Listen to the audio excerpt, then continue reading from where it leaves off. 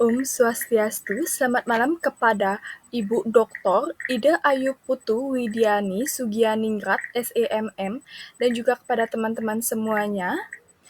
Pada hari ini, sebelumnya perkenalkan saya Ana Agora Kadesyana Cintiasari dengan NIM 210201432 dari kelas 5B Manajemen Sore.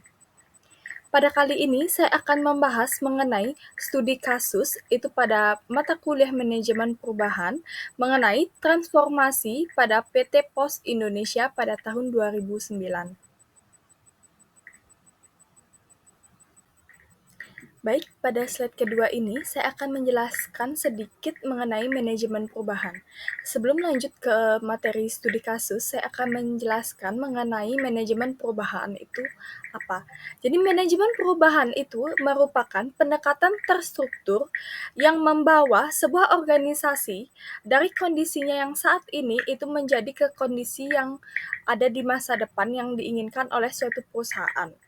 Lalu, tujuan dari melakukan manajemen perubahan pada suatu organisasi atau pada suatu perusahaan itu adalah untuk memberikan suatu pemahaman kepada praja sehingga memiliki wawasan yang luas atau kemampuan manajerial yang handal untuk dapat mengelola secara inovatif organisasi perusahaan atau organisasi pemerintahan yang secara langsung dituntut untuk melakukan perubahan yang terencana atau terorganisir.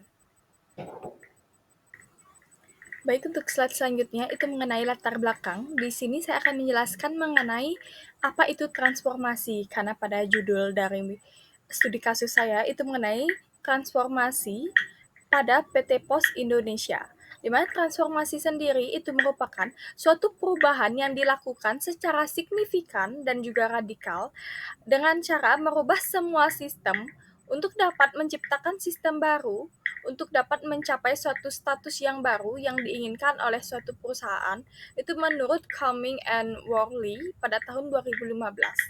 Lalu ada Casali pada tahun 2010 juga menyatakan bahwa transformasi ini akan sulit dikelola dengan baik, bahkan dapat berakibat fatal bagi suatu organisasi tanpa adanya atau tanpa melakukan suatu manajemen perubahan pada perusahaannya.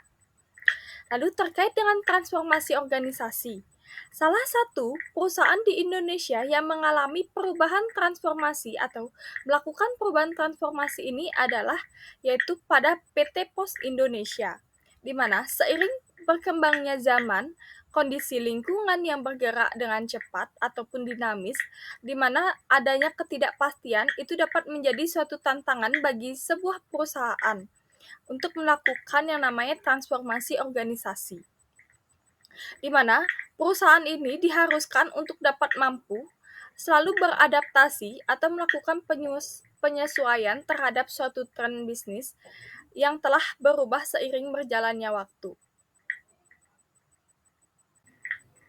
Baik, untuk slide selanjutnya yaitu slide keempat. Di sini saya akan menjelaskan perubahan status pada PT Pos Indonesia. Jadi PT Pos Indonesia ini sebelum dikenal oleh masyarakat Indonesia sebagai PT Pos Indonesia, di mana PT Pos Indonesia atau perusahaan ini itu telah melakukan 5 kali perubahan dalam status nama perusahaannya, di mana yang pertama kali PT Pos Indonesia ini dikenal sebagai Jawatan PTT atau Pos, Telegraf, dan juga Telepon. Setelah berubah nama menjadi Jawatan PTT, itu nama awalnya, itu PT Pos Indonesia ini melakukan perubahan kembali, itu berubah nama menjadi Perusahaan Negara Pos dan Telekomunikasi atau PN Postel. Setelah mengubah nama menjadi Perusahaan Negara Pos dan Telekomunikasi, itu mengalami lagi perubahan status menjadi PN, Pos, dan Giro. Di tahun 1978, kembali lagi melakukan perubahan status perusahaan menjadi Perum, Pos, dan juga Giro. Nah, setelah melakukan 4 kali perubahan status, akhirnya PT Pos Indonesia ini menetapkan nama yang dikenal oleh masyarakat Indonesia sampai saat ini itu melakukan perubahan di tahun 1995, yaitu dikenal sebagai PT Pos Indonesia atau Persero di tahun 1995 sampai saat ini. Baik, pada slide kelima, saya akan menjelaskan mengenai Pos Indonesia atau PT Pos Indonesia ini mengalami perubahan transformasional dengan memenuhi karakteristik perubahan transformasional sebagai berikut. Itu yang pertama, itu adalah berubah dikarenakan dipicu oleh gangguan internal bisnis ataupun lingkungan. Yang kedua, ada melakukan perubahan diinisiasi oleh eksekutif, senior, dan juga manajerial.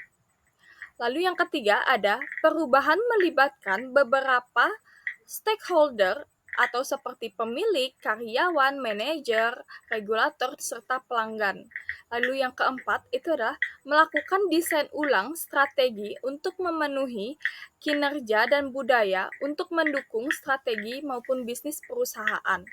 Lalu yang kelima ada perubahan ini melibatkan pembelajaran yang signifikan serta paradigma baru. Jadi, berubah dikarenakan dipicu oleh gangguan internal bisnis dan juga lingkungan itu terjadi pada tahun 2009, terjadinya peningkatan persaingan global ataupun resesi ekonomi pada tahun 2008, serta peningkatan pengawasan NGO yang memaksakan organisasi harus melakukan perubahan secara radikal pada strategi operasi maupun struktural, di mana itu menjadi organisasi atau suatu pembelajaran agar lebih efisien serta fleksibel, di mana perubahan diinisiasi oleh eksekutif senior serta manajer atau manajer lini itu merupakan di mana mereka bertanggung jawab untuk menjaga karakter atau kinerja dari suatu organisasi pada perusahaan. Hal ini dapat dimulai dari jajaran eksekutif, yaitu ada Pak Ketut, dan juga kepala cabang dari PT Pos Indonesia, di mana perubahan yang melibatkan beberapa stakeholder itu memilih seperti pemilik, manajer, karyawan, regulator, serta pelanggan itu dikarenakan adanya aktivitas bisnis yang selalu terintegrasi oleh pihak-pihak tersebut dalam pembuatan atau perbuatan yang harus memperhatikan kepentingan mereka, di mana perubahan ini itu merupakan sistematik atau revolusioner yang berfokus kepada penataan kembali seluruh organisasi dalam jangka waktu yang relatif singkat, serta melakukan desain ulang strategi untuk mempengaruhi kinerja serta budaya untuk dapat membantu atau mendukung strategi bisnis dalam perusahaan. Baik, sekian dari presentasi saya mengenai studi kasus pada manajemen perubahan itu pada transformasi yang dilakukan oleh PT Pos Indonesia. Sekian dari saya ucapkan terima kasih dan Om Santi Santi Santi Om.